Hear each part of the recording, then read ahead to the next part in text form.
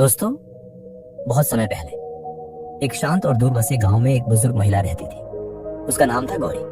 गौरी ने अपने पति के साथ पूरी जिंदगी खेत में मेहनत की थी। कभी उनके पास उपजाऊ जमीन थी, लहलहाते खेत थे, पशु थे और घर में खुशहाली थी। लेकिन समय बदला। पति के जाने के बाद सब कुछ बदल गया। अब उसके घुटनों में दर्द रहता था। चलना भी पहले जैसा आसान नहीं था। उसकी बेटी सविता और दामाद मोहन उसी घर में रहते थे। शुरुआत में सब ठीक था, लेकिन धीरे धीरे व्यवहार बदलने लगा। सविता अक्सर नाराज रहती, मोहन काम से बचता।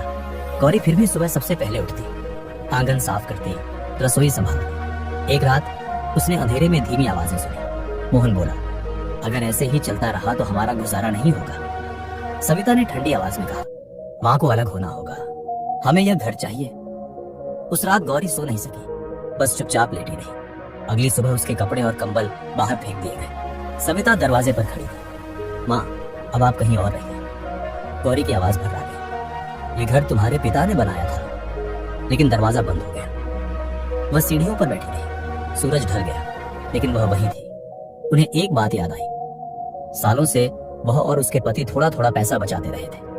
वह पैसा उसने खेत के पीछे एक पत्थर के नीचे छिपा कर रखा था। उस रात वह वहां गई, पत्थर हटाया, एक छोटा सा डिब्बा निकाला। आंखों में आंसू थे, लेकिन इस बार उनमें डर नहीं था।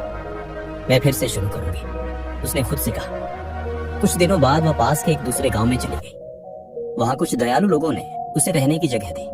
धीरे धीरे उसने थोड़ी जमीन खरीदी, एक छोटा सा लकड़ी का घर बनवाया, सब्जियां उगाई, मुर्गियां पाली। पास का एक युवक अक्सर उसकी मदद करता। वह सम्मान से बात करता। उधर सविता और मोहन की हालत बिगड़ती गई। काम नहीं किया, पैसा खत्म हो गया। एक दिन मोहन काम की तलाश में निकला।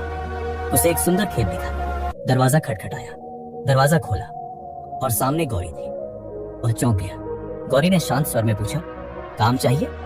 मोहन ने सिर झुका लिया। गौरी ने काम दे दिया, बस एक शर्त पर। मेरी बेटी को मत बताना कि यह सब मेरा है। समय बीतता गया। आखिरकार गौरी ने अपनी वसीयत लिख दी। मेरी जमीन उस युवक को मिलेगी जिसने मेरे अकेलेपन में मेरा साथ दिया। मेरी बेटी को कुछ नहीं। जब गौरी का देहांत हुआ, गांव ने उसे सम्मान से विदा किया।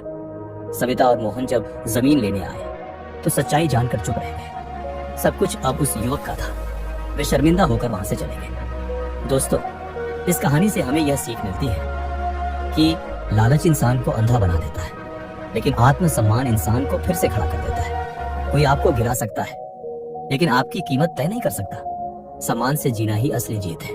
दोस्तों, अगर ये कहानी आपको पसंद आई हो तो चैनल को सब्सक्राइब करना मत भूलिए।